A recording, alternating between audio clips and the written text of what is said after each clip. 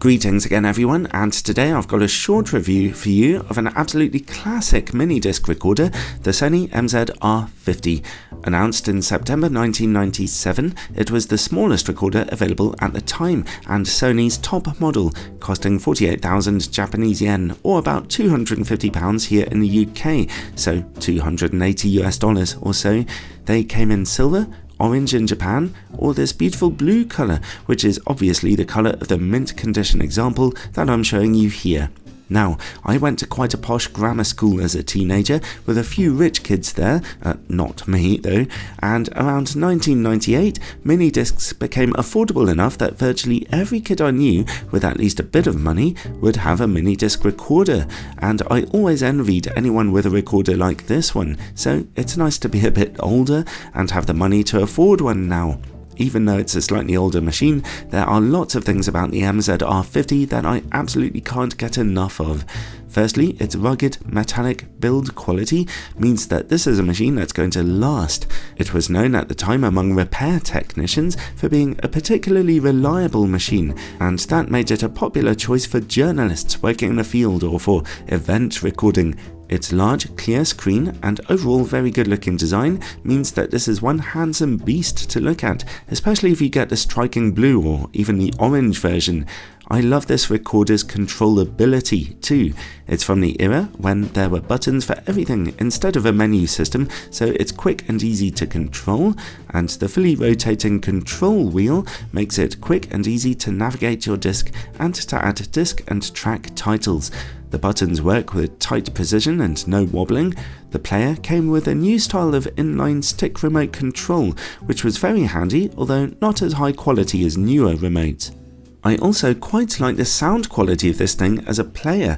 Newer mini-disc devices with newer versions of 8-track will sound a bit better, but this machine's digital to analog converter is very pleasant to listen to. It doesn't have the strongest and most precise bass response, but its higher frequency sounds are excellent, an improvement over earlier players, and its soundscape carries a lot of detail and clarity. Over the years, admirably, Sony kept working on generating gentle improvements to their mini-disc player's sound quality, and this machine is a little example of a jump upwards for them, as the sound from this thing is really quite pleasant. This player is also well known for its good line-out sound quality, and hiss levels are also a little bit lower than on older models.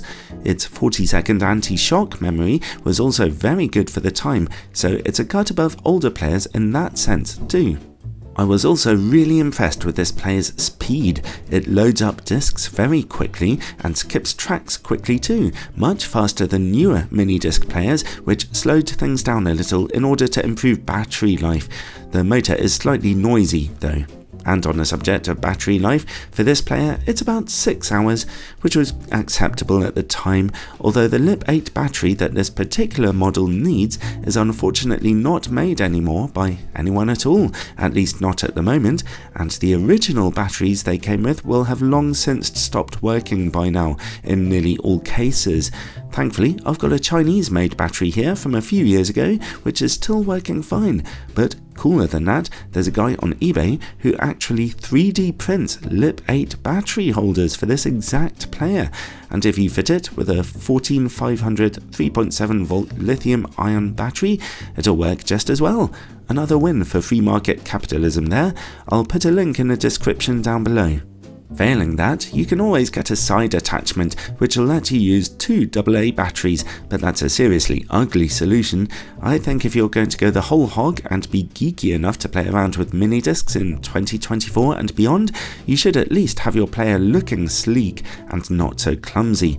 The main disadvantages of this player, apart from the question marks over power supply, simply come from its age, in that this player predates mini-disc long play or MDLP functionality, which is a genuinely useful feature for lots of people, and of course it predates NetMD functionality, so you can't hook this thing up to your computer for fast disk authoring. It's for those reasons alone that I ended up selling this particular recorder, even though it kind of hurt, as this truly is a beautiful machine, the pinnacle of Sony's miniaturization and technology in its time. If you don't need those functions though, then go ahead and buy one. If you can find a way to power it, it'll likely last you for years to come.